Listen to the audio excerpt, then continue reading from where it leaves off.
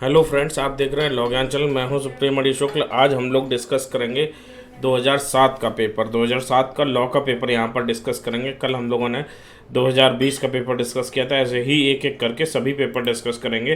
पुराने पेपर आपके लिए इसलिए इम्पोर्टेंट हैं क्योंकि यहाँ से सीधे सीधे क्वेश्चन रिपीट भी होते हैं और दूसरा आपको आइडिया मिलता है कि किस तरीके के क्वेश्चन आ रहे हैं। तो पहला क्वेश्चन है, प्रत्येक संविधि में दुराशय अंतर्निहित माना जाता है जब तक कि इसके प्रतिकूल संविधि की भाषा प्रकट ना हो। ये जो जजमेंट है, किस जजमेंट में ये बात कही गई थी? तो सेराज बनाम डे रूटजन, बनाम डडले एंड स्टीफन, क्वीन बनाम टॉल्सन, आर बनाम अर्नोल्ड। तो ये जो बात है संविध की भाषा से प्रकट न हो, ये कही गई थी सेराज बनाम डे रूटजन। अगला क्वेश्चन है, पाकिस्तान का एक राष्ट्रीय सीमा के दूसरी ओर से गोली चलाता है तथा भारतीय सीमा में एक व्यक्ति की मृत्यु हो जाती है।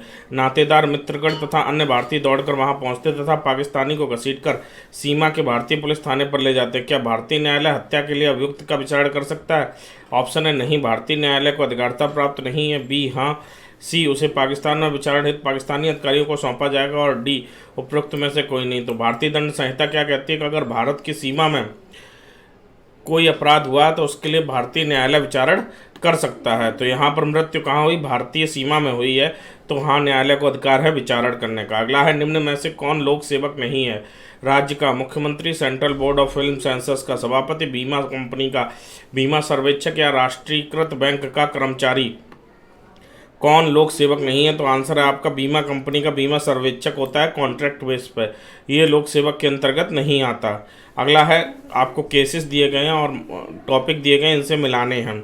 ठीक है, तो मिलान करना। महबूब शाह बनाम इम्परर, ये आपको पता है कि ये किस टॉपिक से संबंधित केस है? तो ये सामान्य आशय से संबंधित केस है। सामान्य आशय से संबंधित केस है।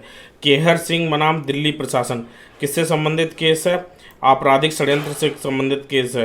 नवाब अली बनाम उत्तर प्रदेश राज्य, नवाब अली बनाम उत्तर प्रदेश राज्य तथ्य की भूल से संबंधित केस है। विश्वनाथ बनाम उत्तर प्रदेश राज्य, विश्वनाथ बनाम उत्तर प्रदेश राज्य प्राइवेट प्रतिरक्षा के अधिकार से संबंधित केस है। तो ए का टू किसमें है? इसमें है। ठीक है, और इसमें है। बी का 5, बी का 4 होगा।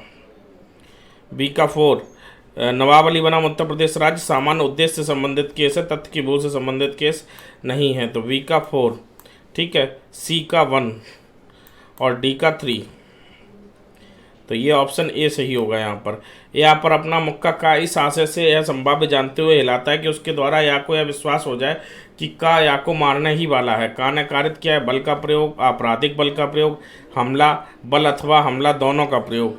तो क्वेश्चन नंबर 55 का आंसर क्या होगा? हमला। अगला है, आने डाक द्वारा एक पैकेट में राजद्रोही प्रकाशन सामग्री एक पत्र के साथ भेजी जिसमें प्रेषिती से उस सामग्री को और लोगों में वितरित करने का अनुरोध किया। उस पैकेट को रास्ते में ही पकड़ लिया गया और वह प्रेषिती तक कभी नहीं पहुंचा। आ ने क्या अपराध किया? राजद्रोह का अपराध कारित किया। कोई अपराध कारित नहीं किया। सांप्रदायिक दंगा भड़काने का दोषी है या राजद्रोह कारित करने के प्रयत्न का दोषी है? तो आप आंसर जानते हैं कि ये राजद्रोह कारित करने के प्रयत्न का दोषी है। कुछ ही अपराध होते हैं जो प्रयत्न की स्टेज पर, अटेम्प्ट की स्टेज पर भी दंडित किए जा सकते हैं, दंडनीय होते हैं। जैसे एक डकैती है, एक राजद्रोह है। तो ये राजद्रोह कारित करने का प्रयत्न था। अगला क्वेश्चन है, निम्नलिखित में से कौन सा अपूर्ण अपराध है? बलवा, आपराधिक प्रयत्न, विरुद्ध जमाव या लोक न्यूसेंस? तो अपूर्ण अपराध कौन सा है? आपराधिक प्रयत्न। आपराधिक प्रयत्न को अपूर्ण अपराध कहा जाता है। महिला की लज्जा भंग करने संबंधी हमला दंडनीय है। आईपीसी की धारा 350 में, 351 में, 353 में या 354 में। सीधे सीधे सेक्शन आते हैं, आपको सेक्शन सीधे सीधे याद भी होने चाहिए। डी, भारतीय दंड संहिता की धारा 354 में। भारतीय साक्ष्य अधिनियम की धारा 8 के अधीन निम्नलिखित में से कौन साक्ष्य में सुसंगत नहीं होगा? आरोपित अपराध के लिए हेतु का साक्ष्य, एक ऐसे कथन का साक्ष्य जो आचरण का अनुषंगी हो, एक ऐसे कथन का साक्ष्य जो ऐसे व्यक्ति का आचरण प्रभावित करने वाला हो जिसका आचरण अन्यथा सुसंगत है, या कोई परवाद किए बिना लूट के कथन का साक्ष्य। तो धारा 8 के अधीन, एविडेंस एक्ट की धारा 8 के अधीन अगर कोई परवाद नहीं किया गया तो लूट के कथन का साक्ष्य सुसंगत नहीं माना जाएगा। क्योंकि अगर आप लूट के कथन का साक्ष्य चाहते हैं कि न्यायालय में एक्सेप्ट किया जाए तो फिर उसके लिए आपको ये दिखाना होगा कि आपने इसके मामले में कंप्लेंट की हुई थी। सूची 1 सूची 2 में मिलाना है। आईपीसी की धाराओं में न्याय कार्य करते हुए अगर न्यायाधीश कोई कार्य करता है तो वो किस धारा के अंतर्गत आता है? क्या पूछा है? सही उत्तर चुनना है सूची 1 और सूची 2 में मिलाने में। तो न्याय कार्य करते हुए अगर न्यायाधीश किसी धारा के अंतर्गत आता है तो किस धारा के अंतर्गत आता है? धारा 77 के अंतर्गत। विधिक कार्य करते हुए दुर्घटना किस धारा में आती है? 80 के अंतर्गत। विधिक कार्य करते हुए दुर्घटना 80 में आएगी। 7 वर्ष से कम के शिशु का 82 और विक्षिप्त व्यक्ति वाला मस्तिष्क का काम 84। ठीक है, तो ए का हो गया 3, ए का 3, ए का 3 देखिए किस में है? इसमें है। और अगर आपको एक सेक्शन आता है तो भी ये आंसर सही हो जाएगा आपका। का और या विष द्वारा जा की हत्या करने के लिए सहमत होते हैं। या द्वारा विष लाया जाता है जिसे या द्वारा विष लाया जाना था जिसे या नहीं लाता। का और या किसके दोषी हैं? दुष्प्रेरण द्वारा हत्या के षड्यंत्र के लिए, भारतीय दंड संहिता की धारा 34 की सहायता से हत्या के प्रयत्न के लिए, किसी अपराध के लिए या जा की हत्या के लिए आपराधिक षड्यंत्र करने के लिए। तो किसके दोषी हैं? धारा 61 में ये बताया गया है कि जा की हत्या के आपराधिक षड्यंत्र के लिए दोषी हैं। निम्नलिखित में से कौन सा कथन सही है? भारतीय दंड संहिता के अंतर्गत प्राइवेट प्रतिरक्षा का अधिकार एक ऐसे कृत्य के विरुद्ध भी उपलब्ध होगा जो इस संहिता के अंतर्गत अपराध नहीं है। प्राइवेट प्रतिरक्षा के अधिकार को विधि विरुद्ध आक्रमण के निरसन हेतु प्राधिकार के लिए भी प्रयोग किया जा सकता है। प्राइवेट प्रतिरक्षा का अधिकार किसी व्यक्ति को केवल अपने शरीर और संपत्ति की प्रतिरक्षा के लिए ही उपलब्ध है। जब हमला एक व्यक्ति के सदोष प्रतिरोध के आशय से किया गया हो तो प्राइवेट प्रतिरक्षा का अधिकार विस्तार मृत्यु कारित करने तक के लिए होता है। तो ये 4 स्टेटमेंट दिए गए हैं। पूछा गया है कि इसमें से कौन सा स्टेटमेंट सही है। तो जब हमला एक व्यक्ति के सदोष प्रतिरोध से आशय से किया गया हो तो प्राइवेट प्रतिरक्षा का अधिकार मृत्यु कारित करने तक होता है, ये सही है। प्राइवेट प्रतिरक्षा का अधिकार किसी व्यक्ति के केवल अपने शरीर और संपत्ति की प्रतिरक्षा के लिए ही नहीं बल्कि सबके शरीर और सबकी संपत्ति की प्रतिरक्षा के लिए उपलब्ध होता है। प्राइवेट प्रतिरक्षा के अधिकार को विरुद्ध आक्रमण के निरसन करने हो तो प्राधिकार के लिए भी प्रयोग किया जा सकता है। जब आप देखेंगे कि प्राइवेट प्रतिरक्षा किस किस कार्य के लिए प्रयोग की जा सकती है तो उसमें आपको ये पॉइंट कहीं नहीं मिलेगा। तो आंसर डी सही है। निम्नलिखित में से कौन भारतीय दंड संहिता के अधीन दंडनीय नहीं है? हत्या करने की तैयारी, डकैती करने की तैयारी, राज्य के विरुद्ध युद्ध करने की तैयारी, किसी मित्र शक्ति राज्य क्षेत्र में लूटपाट करने की तैयारी। तो बी, सी और डी ये तीनों हैं, ये तैयारी के स्तर पर दंडनीय अपराध है। तैयारी के स्तर पर दंडनीय अपराध है। हत्या करने की तैयारी दंडनीय नहीं है। एक 15 वर्ष की अवयस्क लड़की अपने पिता का घर छोड़कर 10,000 रुपये साथ में लेकर जा के साथ चली गई और जा उसे विभिन्न स्थानों पर ले गया। सारा यात्रा व्यय तथा विभिन्न स्थानों पर होटल आदि में ठहरने का खर्च उसी पैसे से किया गया क्योंकि जा के पास पैसे नहीं थे। इस दौरान जा ने उसके साथ 3 बार सहमत से मैथुन भी किया। यहाँ जा दायित्वाधीन होगा। काय का दायित्वाधीन होगा? आईपीसी की धारा 363, 366, 367 या 376 का। आईपीसी की धारा किस किस धारा के अधीन दायित्वाधीन होगा? तो उम्र लड़की की कितनी है? 15 वर्ष है। उम्र लड़की की कितनी है? 15 वर्ष। और ये अवयस्क है तो आईपीसी की धारा 376 में चूंकि उसने मैथुन किया है इसलिए आईपीसी की धारा 376 में बलात्कार के अंतर्गत वह दोषी माना जाएगा। निम्न कथनों पर विचार कीजिए। एक मनुष्य द्वारा दूसरे मनुष्य की मृत्यु कारित करना मानववध है। मानववध सदैव विधि विरुद्ध होता है। एक मनुष्य द्वारा दूसरे मनुष्य की मृत्यु कारित करना मानववध है और मानववध सदैव ही विधि विरुद्ध होता है। चूंकि मानववध सदैव विधि विरुद्ध नहीं होता। कैसे? देखिए, जब मानववध प्राइवेट प्रतिरक्षा के अधिकार का प्रयोग करते हुए किया जाए तो विधि विरुद्ध नहीं होता। जब मानववध फांसी की सजा न्यायालय के निर्णय के अनुसरण में किया जाए तो विधि विरुद्ध नहीं होता। तो ये कुछ ऐसी कंडीशन है जिसमें मानववध विधि विरुद्ध नहीं होता। तो ये कहना कि मानववध सदैव विधि विरुद्ध है ये गलत है। तो आर गलत है लेकिन ए सही है। एक मनुष्य द्वारा दूसरे मनुष्य की मृत्यु कारित करना किसमें आएगा? मानववध में आएगा। अगर यहाँ पे ये लिखा कि न्यायिक आदेश के अधीन एक मनुष्य द्वारा दूसरे मनुष्य की मृत्यु कारित करना मानववध है तो ये स्टेटमेंट भी गलत हो जाता है। चूंकि इसका कोई स्पष्टीकरण नहीं दिया गया है इसलिए ए सही होगा।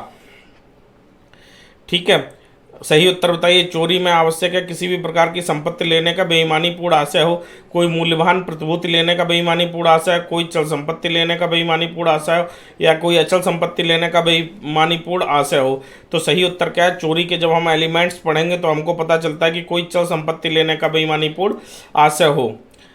निम्न में से कौन हमला का दृष्टांत नहीं है? आ बा से यह कहते हुए मैं तुम्हें पीटूंगा एक छड़ी उठा लेता है। आ बा को बाद में देख लेने की धमकी देता है। आ एक महिला बा को उसकी सहमति के बिना चिकित्सा परीक्षण करता है।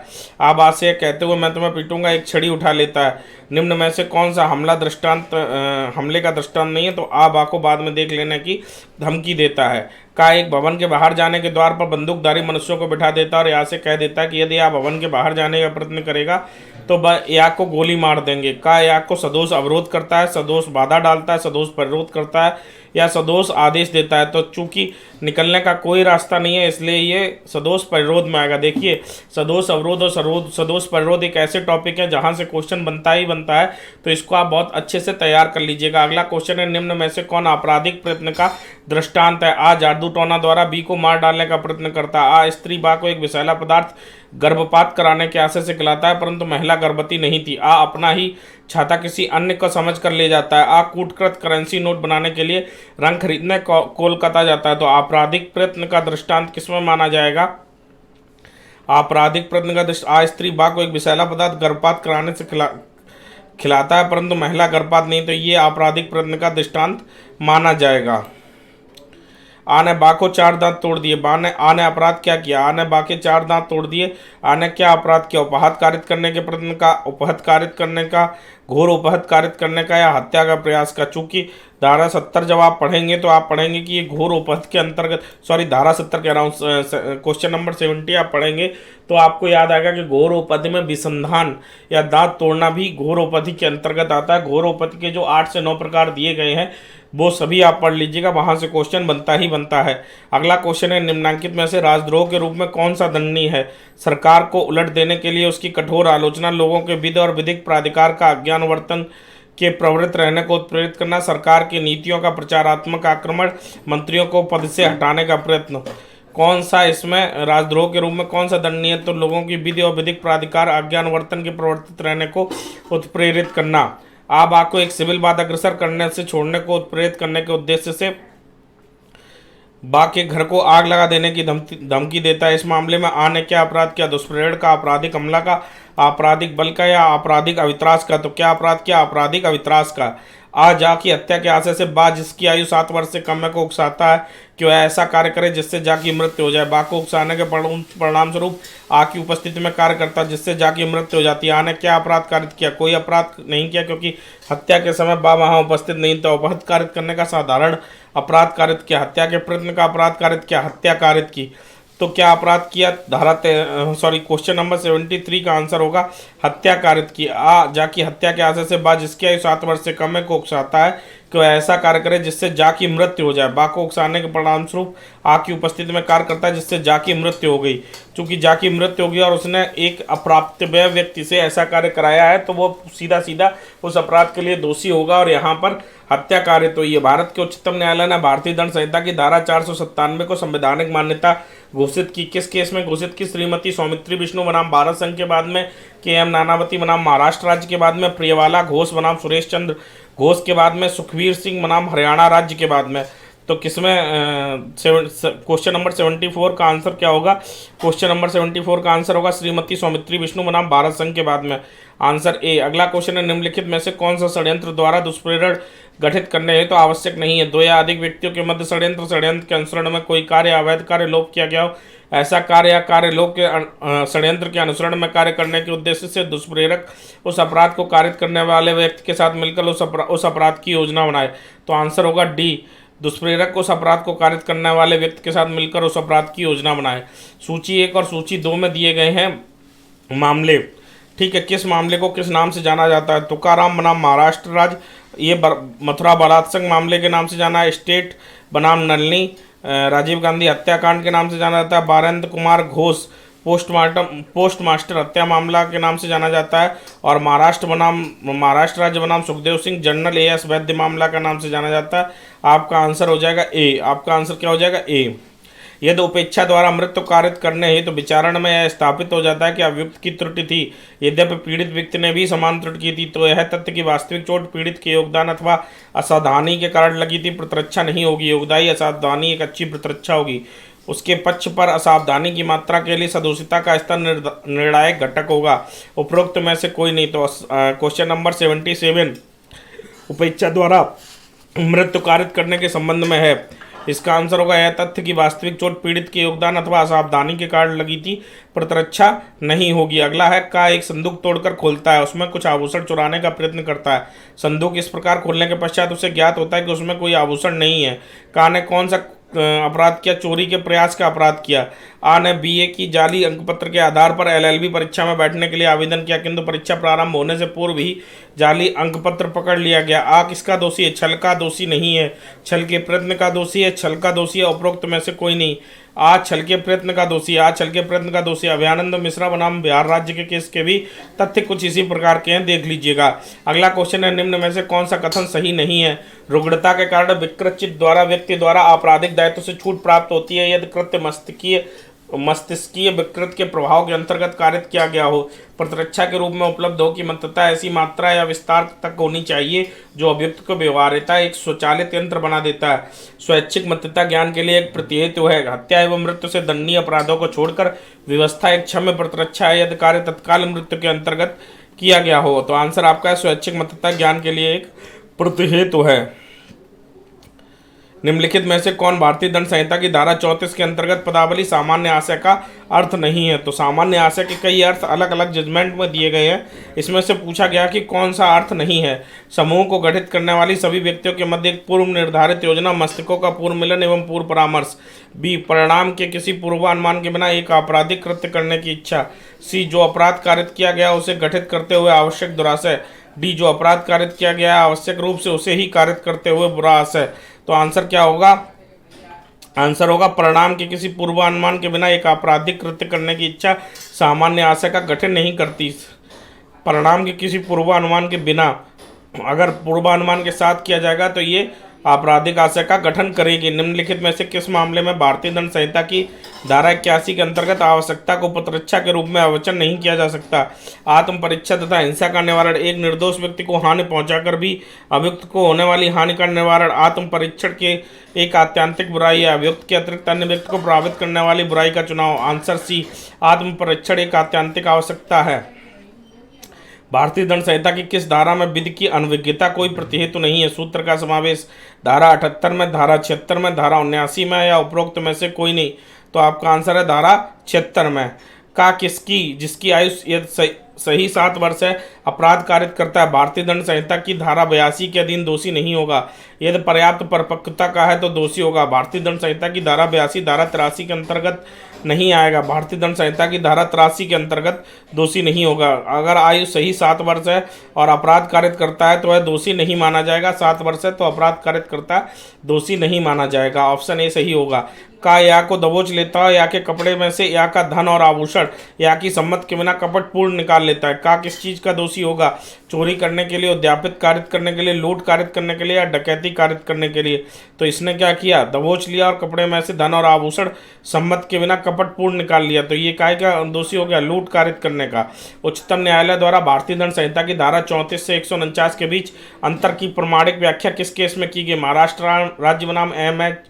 जॉर्ज, गुरुदेव सिंह बनाम पंजाब राज्य, राम कुमार बनाम हरियाणा राज्य, नानक चंद बनाम पंजाब राज्य। आंसर है आपका डी, नानक चंद बनाम पंजाब राज्य। आपको ये सभी पेपर्स जो हैं वो बहुत जल्दी लॉग्यान के एक ऐप आ रहा है, लॉग्यान ऐप, उस पर आपको देखने को मिलेंगे जहां पे आप इन पेपर को सॉल्व भी कर सकेंगे।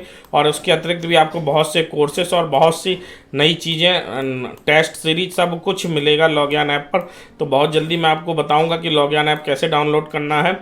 आप लोग तैयार रहिए। बाकी आप लॉग्यान को जो सपोर्ट देना है सपोर्ट देते रहिए। चैनल पर नए आए हैं तो चैनल को सब्सक्राइब कीजिए, वीडियो को लाइक कीजिए। यहाँ पर यूपी एपीओ की पूरी तैयारी हम आपको फ्री में करा रहे हैं। आप कमेंट बॉक्स में मिशन एपीओ लिखना बिल्कुल ना भूलें। अब आ जाइए भारतीय साक्ष्य अधिनियम से जो क्वेश्चन आते हैं वो कर लेते हैं। ये 2007 का मैं पेपर डिस्कस कर रहा हूँ आपसे। 2007 यूपी एपीओ का जो पेपर आया था, ठीक है। कथन ये है, बा अपनी पत्नी सा को एक पत्र लिखता है जिसमें दा के संबंध में मानहानिपूर्ण बातें हैं। इस संसूचना को प्रकट करने के लिए सा को विवश नहीं किया जा सकता। विवाह के अस्तित्व के दौरान पति द्वारा पत्नी को या पत्नी द्वारा पति को दी गई संसूचना विशेषाधिकार प्राप्त संसूचना के अंतर्गत संरक्षित है। ए और आर दोनों सही है, आर ए की सही व्याख्या। ए और आर दोनों सही है, आर ए की सही व्याख्या नहीं है। ए सही है, आर गलत है, ए गलत है, आर सही है। तो आंसर आपका हो जाएगा ए और आर दोनों सही है, आर ए की सही व्याख्या है। अगला क्वेश्चन है, जहां जलने के कारण एक मरणासन्न विक्षिप्त मस्तिष्क वाली विवाहित महिला के चिकित्सीय प्रमाण पत्र में उसे तत्समय एक अपघटन करने के लिए मानसिक स्थिति के लिए तो नहीं वरन शारीरिक स्वास्थ्य घोषित किया गया है। निम्नलिखित में से किस बात में न्यायालय ने कहा कि उसका अपघटन विश्वसनीय है? रविचंद्र बनाम पंजाब राज्य, श्रीपत राव बनाम महाराष्ट्र राज्य, उकाराम बनाम राजस्थान राज्य, बलदेव राज बनाम हिमाचल प्रदेश। तो इसका आंसर आपका होगा बलदेव राज बनाम हिमाचल प्रदेश। वचनात्मक विबंध के सिद्धांत का मूल पाया जाता है संविदा विधि में में प्रतिफल के नियम के अपवाद के रूप में, संविदा विधि में भविष्यवर्ती प्रतिफल के नियम के रूप में, संविदा विधि में भूतलक्षी प्रतिफल के नियम के रूप में, या उपरोक्त में से कोई नहीं। तो संविदा विधि में प्रतिफल के नियम के अपवाद के रूप में। अगला है साक्ष्य अधिनियम की किस धारा के अधीन स्थावर संपत्ति के अधिधारी को भूस्वामी की उस संपत्ति पर स्वत्व का प्रत्याख्यान न करने दिया जाए। तो धारा 115, धारा 116, धारा 117 या उपयुक्त में से कोई नहीं। आंसर होगा धारा 116। पाकला नारायण स्वामी बनाम सम्राट का बात संबंधित है। संबंधित तथ्य और कार्य से, मृत्युकालिक कथन से, सहअपराधी से, सहअभियुक्त से। आंसर है मृत्युकालिक कथन से। कल मैंने आपको सन 2020 का यूपी एपीओ का पेपर सॉल्व कराया था और उसमें सेम यही क्वेश्चन था। इसीलिए मैं कहता हूँ कि प्रीवियस ईयर के पेपर बहुत ज़रूरी होते हैं, क्योंकि वहाँ से आप सीधे सीधे क्वेश्चन मिल जाते हैं और आपको तुरंत उसको टिक करने में बिना सोचे समझे आप टिक कर सकते हैं। इसलिए प्रीवियस ईयर के क्वेश्चन बहुत अच्छे से तैयार करते जाइए। अगला है एक अभियुक्त जिसको भारतीय दंड संहिता की धारा 302 और 304 खा के अधीन आरोपित किया गया था को धारा 302 के अपराध से दोषमुक्त किया गया। साक्ष्य अधिनियम की धारा 113 खा की अवधारणा है। स्वतः खंडित हो जाएगी, खंडित नहीं होगी, सुसंगत नहीं है, विसंगत और निरर्थक है। तो खंडित नहीं होगी। आंसर है खंडित नहीं होगी। स्वयं को तथा साथ साथ अपने अन्य संस्वीकृति न करने वाले सहअभियुक्त को आलिप्त करने वाली सहअभियुक्त की संस्वीकृति का साक्ष्यात्मक मूल्य क्या होता है? ऐसी संस्वीकृति सभी सहअभियुक्तों के विरुद्ध सुसंगत होती है। वह संस्वीकृति न करने वाले सहअभियुक्त के विरुद्ध सुसंगत नहीं होगी। ऐसी संस्वीकृति सभी सहअभियुक्तों की दोषिता को साबित करने वाली होगी। यदि संस्वीकृति करने वाला सहअभियुक्त मुख्य अपराध से दोषमुक्त हो जाता है तो उसकी अपराध से दोषमुक्त हो जाता है तो उसकी संस्वीकृति ग्राह्य नहीं होगी। आंसर आपका ऐसी संस्वीकृति सभी सहअभियुक्तों के विरुद्ध सुसंगत होती है। भारतीय साक्ष्य अधिनियम के अंतर्गत सुसंगत एवं ग्राह्यता है। समानार्थी ना तो समानार्थी है, ना ही संविस्तीर्ण है। संविस्तीर्ण है, समानार्थी व संविस्तीर्ण है। तो ना तो सुसंगतता और ग्राह्यता समानार्थी है, ना ही संविस्तीर्ण है। दोनों का अलग अलग अर्थ है और मेंस के पॉइंट ऑफ व्यू से आपको पता होना भी चाहिए क्या अर्थ होता है। भारतीय साक्ष्य अधिनियम की कौन सी धारा सूचक प्रश्न को परिभाषित करती है? धारा 140, 141, 142 और 143। तो आंसर आपका है धारा 141। शरद चंद्र डे बनाम गोपाल चंद्र लाहा के बाद का भारतीय साक्ष्य अधिनियम में निम्नलिखित में से किस धारा से संबंध है? धारा 6, धारा 115, धारा 125, धारा 45। आप जानते हैं विबंध के सिद्धांत धारा 115 से संबंध है। किस वर्ष भारतीय साक्ष्य अधिनियम में इलेक्ट्रॉनिक साक्ष्य को दस्तावेजी साक्ष्य के रूप में सम्मिलित किया गया? 2001, 2002, 2000 या 1999? आंसर आपका 2000 है। डेट आपको बतानी है, अक्टूबर में एक डेट है, मैं ही बता देता हूँ। 17 अक्टूबर 2000 को ये सम्मिलित किया गया था। निम्नलिखित में से कौन लोक दस्तावेज नहीं है? एक राष्ट्रीयकृत बैंक के अभिलेख, एक सब परीक्षण रिपोर्ट, एक वैयक्तिक वक्फ अभिलेख या उप निबंधक कार्यालय में पंजीकृत घटनास्थल निरीक्षण के नक्शे तथा ज्ञापन पर एक पुलिस अधिकारी द्वारा दी गई प्रविष्टियां। तो कौन सा लोक दस्तावेज नहीं है? एक पोस्टमार्टम रिपोर्ट लोक दस्तावेज नहीं मानी जाती। एक पोस्टमार्टम रिपोर्ट लोक दस्तावेज नहीं है। एक व्यक्ति अपना स्वीकृत गठित करने वाला स्वयं का कथन कब साबित कर सकता है या उसकी ओर से ऐसे कथन को कब साबित किया जा सकता है? जब यह मृत्युकालिक कथन के रूप में सुसंगत है, जब यह स्वीकृत के रूप में सुसंगत है, जब यह संस्वीकृति के रूप में सुसंगत है, जब यह इलेक्ट्रॉनिक अभिलेख की अंतर्वस्तुओं के बारे में केवल मौखिक स्वीकृति है। तो जब यह मृत्युकालिक कथन के रूप में सुसंगत है। कथन ए, संस्वीकृति यदि स्वतंत्र एवं स्वैच्छिक है तो इसका प्रयोग सदैव उसको करने वाले व्यक्ति के विरुद्ध किया जाता है। संस्वीकृति सहअभियुक्त के विरुद्ध ग्राह्य नहीं है। कूट की सहायता से सही उत्तर का चयन करना। ए और आर दोनों सही है, आर ए की सही व्याख्या है। ए और आर दोनों सही है, आर ए की सही व्याख्या नहीं है। ए सही है, आर गलत है। ए गलत है, आर सही है। आंसर आपका सी हो जाएगा। ए सही है परंतु आर गलत है। अन्वेषण के क्रम में एक पुलिस अधिकारी के समक्ष कथन किया गया कि योजना के अनुसार ही अभिकल्पना को कार्यान्वित किया गया, परंतु हत्या में कौन व्यक्ति शामिल है? कथनकर्ता ने अपने स्वयं का कोई संदर्भ नहीं किया। भारतीय साक्ष्य अधिनियम की धारा 25 में वर्जित होने के कारण अभियोजक यह कथन साबित करने की अनुमति नहीं होगी। भारतीय साक्ष्य अधिनियम की धारा 25 से वर्जित न होने के कारण अभियोजक यह कथन साबित कर सकता है। कथन का मात्र वही अंश साबित किया जा सकेगा जिसके अंतर्गत प्राप्त सूचना के परिणाम स्वरूप किसी तथ्य का पता चला हो। उपयुक्त में से कोई नहीं। आंसर है कथन का मात्र वही अंश साबित किया जा सकता है जिसके अंतर्गत सूचना के परिणाम स्वरूप किसी तथ्य का पता चला। स्वीकृतियां निश्चायक सबूत है, निश्चायक सबूत नहीं है, विबंध नहीं है। उपरोक्त में से कोई सही नहीं है। तो स्वीकृतियां निश्चायक सबूत नहीं है। स्वीकृति का प्रयोग सह प्रतिवादी के विरुद्ध किया जा सकता है। स्वीकृत करने वाला यह बाध्यकारी है कि इसका प्रयोग स्वीकृत करने वाले के पक्ष में ही किया जा सकता है। नीचे दिए गए कूट की सहायता से सही उत्तर का चयन करना है। ए और आर दोनों सही है, आर ए की सही व्याख्या। ए और आर दोनों सही है, आर ए की सही व्याख्या नहीं है। ए सही है परंतु आर गलत है। तो ये दोनों सही हैं, परंतु एक दूसरे की व्याख्या नहीं करते। स्वीकृत का प्रयोग सहप्रतिवादी के विरुद्ध किया जा सकता है। स्वीकृत करने वाला के बाध्यकारी होगा, इसका प्रयोग स्वीकृत करने वाले के पक्ष में किया जा सके। ठीक है, तो ए और आर दोनों सही है, ये एक दूसरे की व्याख्या नहीं करते। ऑप्शन बी सही होगा। 104 भारतीय साक्ष्य अधिनियम की धारा 17 के अंतर्गत स्वीकृति के संबंध में निम्नलिखित में से कौन सा कथन सही नहीं है? स्वीकृत सबूत के अधित्यजन के रूप में प्रवर्तित होती है। स्वीकृत वह कथन है जो आवश्यक रूप से स्वयं के हित के विपरीत होता है। ऐसा कथन जिससे किसी विवादक या सुसंगत तथ्य के बारे में अनुमान लगता है। सामान्यतः यह तथ्यहीन है कि किस स्वीकृति किस व्यक्ति के समक्ष की गई है। तो क्वेश्चन नंबर 104 का आंसर होगा स्वीकृत वह कथन है जो आवश्यक रूप से स्वयं के हित के विपरीत होता है। सूची 1 और सूची 2 में मिलान करना है। आपसे सेक्शन पूछा है कि कौन सा सेक्शन किस बारे में है। धारा 46 भारतीय साक्ष्य अधिनियम किस बारे में है? धारा 46 भारतीय साक्ष्य अधिनियम विशेषज्ञ की राय पर आधारित तथ्य के बारे में। धारा 47 भारतीय साक्ष्य अधिनियम किस बारे में है? हस्तलेखन के बारे में राय, सुसंगत के बारे में। धारा 47 का किस बारे में? अंकीय हस्ताक्षर के बारे में राय है, अंकीय हस्ताक्षर के बारे में राय। और धारा 48 अधिकार और प्रथा के बारे में राय सुसंगत होगी। तो ऑप्शन इसका कौन सा सही हो जाएगा? डी ऑप्शन सही हो जाएगा। एक चिकित्सक उसके पास इलाज करा रही 30 वर्ष की आयु की महिला के साथ बलात्संग करता है और वह महिला कहती है कि उसने सहमत नहीं दी। इस मामले में न्यायालय सबूत मांगेगा, यह अवधारणा करेगा कि उसने सहमत नहीं दी, संपुष्टि चाहेगा, या फिर उसकी सहमत की अवधारणा कर सकता है, अवधारणा नहीं कर सकता। तो आंसर हो जाएगा बी, यह अवधारणा करेगा कि उसने सहमति नहीं दी। निम्नलिखित में से कौन व्यक्तिबंधी निर्णय है? विवाह विच्छेद के बाद में अंतिम निर्णय, दाम्पत्य अधिकारों के प्रतिस्थापन के बाद में अंतिम निर्णय, दिवालियापन के बाद में अंतिम निर्णय, या नवाधिकरण बाद में अंतिम निर्णय। तो कौन व्यक्तिबंधी निर्णय है? दाम्पत्य अधिकारों के प्रतिस्थापन के बाद में अंतिम निर्णय। निम्नलिखित में से कौन सा षड्यंत्र साबित करने के लिए साक्ष्य की सुसंगतता ये तो सही नहीं है? ऐसे विश्वास का युक्त आधार होना चाहिए कि 2 या अधिक व्यक्तियों ने मिलकर षड्यंत्र किया। प्रश्नगत कार्य उस समय के बाद होना चाहिए जब उनमें से किसी एक व्यक्ति द्वारा षड्यंत्र का आशय प्रथम बार मन में धारण किया गया हो। कार्य सामान्य आशय के प्रति निर्देश के अंतर्गत होना चाहिए। और डी, इसे अन्य पक्षकार के रूप में साबित करने के लिए कोई व्यक्ति उसमें पक्षकार नहीं था, प्रयोग में लाया जा सकता है। तो आंसर डी होगा, इसे अन्य पक्षकार के पक्ष में साबित करने के लिए कि कोई व्यक्ति उसके पक्षकार में नहीं था, प्रयोग में लाया जा सकता है। निम्न में से कौन सा सहअपराधी नहीं है? एक रिश्वत देने वाला व्यक्ति, एक गुप्तचर, एक वेश्या या चोरी की संपत्ति प्राप्त करने वाला व्यक्ति। तो एक गुप्तचर जो है वो सहअपराधी नहीं है। आंग्ल विधि के रेस जेस्टे के सिद्धांत का भारत में कोई महत्व नहीं है। भारत में महत्व नहीं है, भारत में महत्व है। इसे भारतीय साक्ष्य अधिनियम की धारा 6 में समावेश किया गया है। तो सी ऑप्शन सही होगा। आप सीआरपीसी से संबंधित जो क्वेश्चन आते हैं वो देख लेते हैं। दंड प्रक्रिया संहिता के अंतर्गत आजीवन कारावास के दंडादेश का लघुकरण कौन कर सकता है? समुचित सरकार, भारत का राष्ट्रपति, राज्य का राज्यपाल, राज्य का गृह मंत्री। अभी तक आपने केवल 2 लॉ के पेपर सॉल्व किए हैं और ये दूसरा क्वेश्चन है जो रिपीटेड मिल गया। अब आप समझ लीजिए कि अभी 2 ही पेपर सॉल्व किए और 2 क्वेश्चन अभी तक रिपीटेड मिल गए। एक आध आगे मिल जाए तो बड़ी बात नहीं है। इसीलिए प्रीवियस ईयर के क्वेश्चन पेपर बहुत जरूरी है सॉल्व करना। संज्ञेय अपराध में पुलिस अधिकारी अभियुक्त को वारंट के बिना गिरफ्तार नहीं कर सकता। अभियुक्त को रिमांड आदेश के बिना पुलिस हिरासत में रख सकता है। को अभियुक्त को मजिस्ट्रेट के समक्ष प्रस्तुत करना आवश्यक नहीं है। अभियुक्त को वारंट के बिना गिरफ्तार कर सकता है। तो आंसर आपका हो जाएगा डी, अभियुक्त को वारंट के बिना गिरफ्तार कर सकता है। निम्नलिखित में से किस बात में निश्चय किया गया कि अभियुक्त केस डायरी का उपभोग नहीं कर सकता? अभियुक्त है उसके अधिवक्ता ने केस डायरी मंगवा सकते हैं, ना ही उसके अवलोकन का दावा कर सकते हैं।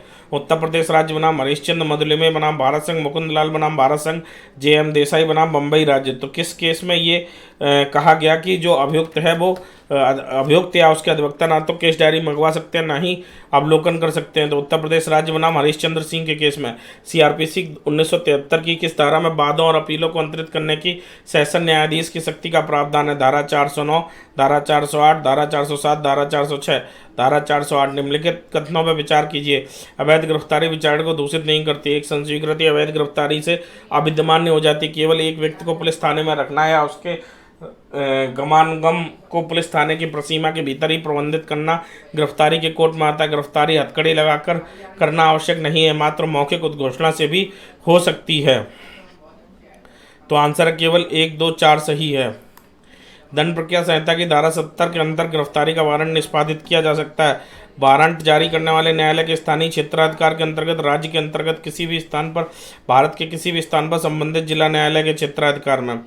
तो आंसर हो जाएगा आपका भारत के किसी भी स्थान पर। समन मामले का अर्थ है अपराध के संबंधित ऐसा मामला जो दंडनीय है।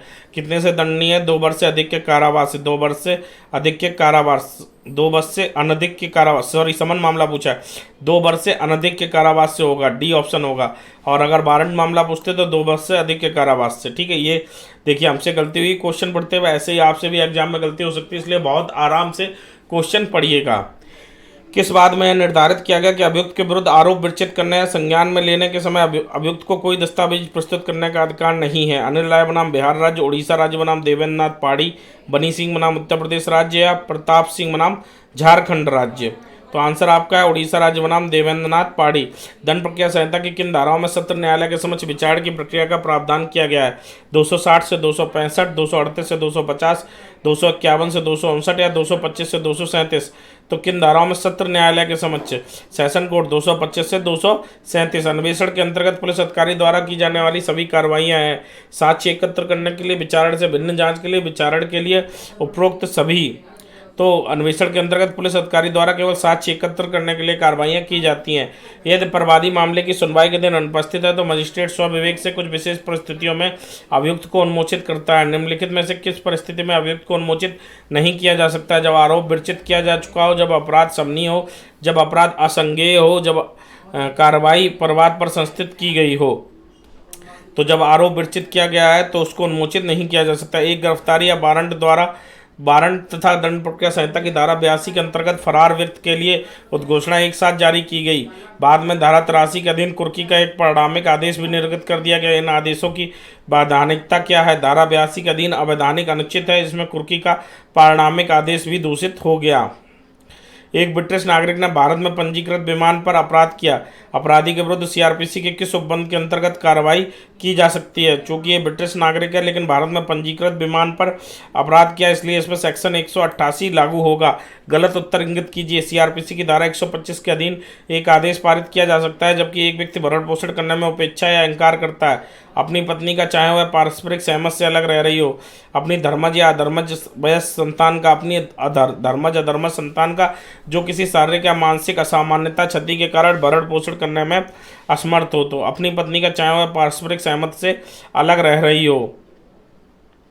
ठीक है, अगला है उन्मोचन का आदेश निर्णय नहीं है, बिना नए तथ्य और अच्छे साक्ष्य के नई कार्रवाइयों में प्रतिरक्षा नहीं है, औपचारिक आरोप पत्र की विरचना के बाद होता है, अभियुक्त की निर्दोषिता साबित करता है। तो उन्मोचन का आदेश निर्णय नहीं होता है। सीआरपीसी की धारा 50 वह उल्लंघित करता है कि बिना वारंट गिरफ्तार व्यक्ति को गिरफ्तारी के आधार एवं गिरफ्तारी जमानती अपराध के लिए हुई है तो उसे जमानत के अधिकार संसूचित किए जाएं। इस धारा के उपबंधों में अनुपालन का क्या प्रभाव होता है? इससे संबंधित व्यक्ति की गिरफ्तारी अवैध नहीं होगी। यदि इस धारा के उपबंधों का अनदेखा भी किया गया है तो त्रुटि को बाद में सुधारा जा सकता है। इससे संबंधित व्यक्ति की गिरफ्तारी तथा निरोध अवैध हो जाएंगे और गिरफ्तार व्यक्ति को अपनी रिहाई हेतु बंदी प्रत्यक्षीकरण समावेदन करने के लिए समर्थ बना देंगे। डी यह मात्र एक प्रक्रियात्मक त्रुटि है तथा इस धारा के संबंध में अन्य उपबंध दिए गए हैं। तो आंसर आपका क्या होगा? इससे संबंधित व्यक्ति की गिरफ्तारी या निरोध को अगर इन प्रावधानों का अनुपालन नहीं होता अवैध बना देंगे और बंदी प्रत्यक्षीकरण का अधिकार लागू हो जाएगा। सीआरपीसी की धारा 24 की उपधारा 1 में लोक अभियोजक शब्दों के पश्चात अंतः स्थापित किया गया। 1 या अधिक लोक अभियोजक, 2 या अधिक लोक अभियोजक, कम या से कम 5 अतिरिक्त लोक अभियोजक। तो 1 या 1 से अधिक अतिरिक्त लोक अभियोजक। समनीय अपराध उपबंधित किए गए हैं। सीआरपीसी की प्रथम अनुसूची में, दंड प्रक्रिया संहिता की द्वितीय अनुसूची में, सीआरपीसी की धारा 320 में, दंड प्रक्रिया संहिता की धारा 321 में। तो समनीय अपराध किए गए हैं धारा 320 में। किसी व्यक्ति को जमानत पर छोड़ते समय मजिस्ट्रेट द्वारा आरोपित किसी शर्त को केवल उच्चतम न्यायालय रद्द या उपांतरित कर सकता है, कोई न्यायालय उपांतरित नहीं कर सकता। सत्र न्यायालय या उच्च न्यायालय उपांतरित कर सकता है, केवल सत्र न्यायालय रद्द कर सकता है। तो आंसर होगा सत्र न्यायालय या उच्च न्यायालय उपांतरित कर सकता है। बलात्कार कारित करने के आशय के अन्वेषण के दौरान अवकथित पीड़ित को चिकित्सीय जांच कराई जा सकती है। केवल मजिस्ट्रेट के आदेश पर अनावश्यक रूप से संबंधित विवेचनाधिकारी की प्रार्थना पर वह ऐसा करना उचित समझे। विवेचनाधिकारी द्वारा अपने पुलिस अधीक्षक की अनुमति प्राप्त करने के उपरांत उस पीड़ित स्त्री की सहमति देने के लिए सक्षम व्यक्ति की सहमति से। तो सी, ऑप्शन सी इसका सही आंसर होगा। सीआरपीसी की धारा 1973 की कुछ मुख्य विशेषताएं: न्यायपालिका को कार्यपालिका से पृथक करना, विधायिका को कार्यपालिका से पृथक करना, राजस्व कार्यपालिका से पृथक करना, कार्यपालक मजिस्ट्रेटों को न्यायिक शक्ति प्रदान करना। तो आंसर है केवल मजिस्ट्रेट। इसका आंसर होगा दंड प्रक्रिया संहिता 1973 की मुख्य विशेषता क्या है? विधायिका से न्यायपालिका से कार्यपालिका को अलग करना। ठीक है। गैर जमानती अपराधों के मामले में जमानत के प्रावधानों के संबंध में निम्नलिखित में से कौन सा कथन सही नहीं है? तो इसका आंसर होगा ऐसे अभियुक्त को जमानत पर नहीं छोड़ा जा सकता जिसकी आवश्यकता अन्वेषण में साक्ष्यों द्वारा पहचानने के लिए हो सकती है। सीआरपीसी की किस धारा के अधीन आव्यासिक अपराधी को सदाचार के लिए प्रतिभूति ली जा सकती है? धारा 110 में। सीआरपीसी की धारा 164 के अधीन संस्वीकृत अभिलेखन करते समय निम्नलिखित में से कौन सा मजिस्ट्रेट का कर्तव्य नहीं है? संस्वीकृति करने वाले व्यक्ति को यह स्पष्ट करने का कर्तव्य कि वह संस्वीकृति करने के लिए बाध्य है। यह चेतावनी देने का कर्तव्य कि यदि संस्वीकृति करता है तो संस्वीकृति करने के लिए साक्ष्य के रूप में प्रयुक्त की जा सकती है। संस्वीकृति वाले व्यक्ति के कथन को प्रश्नों को उत्तर के प्रारूप में अवलेखन करने का कर्तव्य, इससे संतुष्ट होने का कर्तव्य कि यह विश्वास करने का कारण संस्वीकृति स्वैच्छिक है। तो आंसर इसमें क्या हो जाएगा? यह संतुष्ट होने का कर्तव्य, यह विश्वास करने का कारण कि संस्वीकृति स्वैच्छिक है। अगला क्वेश्चन है क्वेश्चन नंबर 135। डीके गणेश निम्नलिखित में से कौन बात अग्रिम जमानत से संबंधित है? तो अग्रिम जमानत से संबंधित बात है दिनेश डालमिया बनाम सीबीआई। अब पुलिस अधिनियम से संबंधित क्वेश्चन देख लेते हैं। निम्न में से किसको जनरल डायरी में लेखबद्ध करना आवश्यक नहीं है? हमने आपको पुलिस एक्ट जो पढ़ाया वहाँ पर जनरल डायरी के बारे में सब कुछ बताया है। उसी में लिखा हुआ प्रथम सूचना रिपोर्ट में अंतर्विष्ट ब्यौरे, पुलिस अधिकारी को ड्यूटी के प्रस्थान, ड्यूटी पर वापसी, रोकड़ की पावती व संवितरण, पुलिस थाने पर हुई गिरफ्तारियां। तो जो FIR है उसमें क्या क्या अंतर्विष्ट की गई है ये लिखना जरूरी नहीं है, बस ये लिखना जरूरी है कि FIR हुई है। निम्नलिखित में से कौन सी पुलिस अधिकारी की ड्यूटी नहीं है? किसी सक्षम प्राधिकारी द्वारा उसको निर्गत आदेश व वारंटों का निष्पादन करना, लोक शांति को प्रभावित करने वाली असूचना को एकत्र करना व संसूचित करना, लोक उपताप तथा अपराधों को घटित होने से रोकना और समस्त अदावाकृत संपत्ति को प्रभार में लेना तथा जैसा परिस्थितियों में उचित हो संपत्ति का निपटारा करना। तो किसी सक्षम प्राधिकारी द्वारा उसको निर्गत आदेश व वारंटों का निष्पादन करना, ये ड्यूटी है पुलिस अधिकारी की। लोक शांति को प्रभावित करने वाली असूचनाओं को एकत्र व संसूचित करना, लोक उपताप व अपराधों को घटित होने से रोकना, समस्त दावाकृत संपत्ति को अपने प्रभार में लेना तथा जैसा परिस्थितियों में उससे उचित निपटारा करना। डी ऑप्शन सही होगा, ये ड्यूटी नहीं है पुलिस अधिकारी की। ठीक है। वर्ग आ की हिस्ट्री शीट जो डकैतों, सेधमारों, मवेशी चोर, रेलवे माल डिब्बों में चोरी करने वाले और उनके दुष्प्रेरकों के लिए बंद की जा सकती है। किसकी हिस्ट्री शीट किसकी मंजूरी से बंद की जा सकती है? तो SP की मंजूरी से बंद की जा सकती है। अगला है ग्राम अपराध पुस्तिका के भाग 1 में निम्न में से कौन सी प्रविष्टि नहीं है? मुख्य जातियां, जनजातियां, जनसंख्या की विशिष्टियां, राज्य विरुद्ध अपराधों की प्रविष्टियां, ग्राम चौकीदार। तो आंसर होगा राज्य विरुद्ध अपराधों की प्रविष्टियां।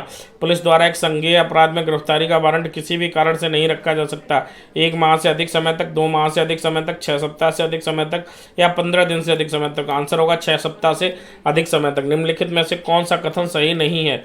पुलिस जुलूसों पर नियंत्रित और विनियमित कर सकती है।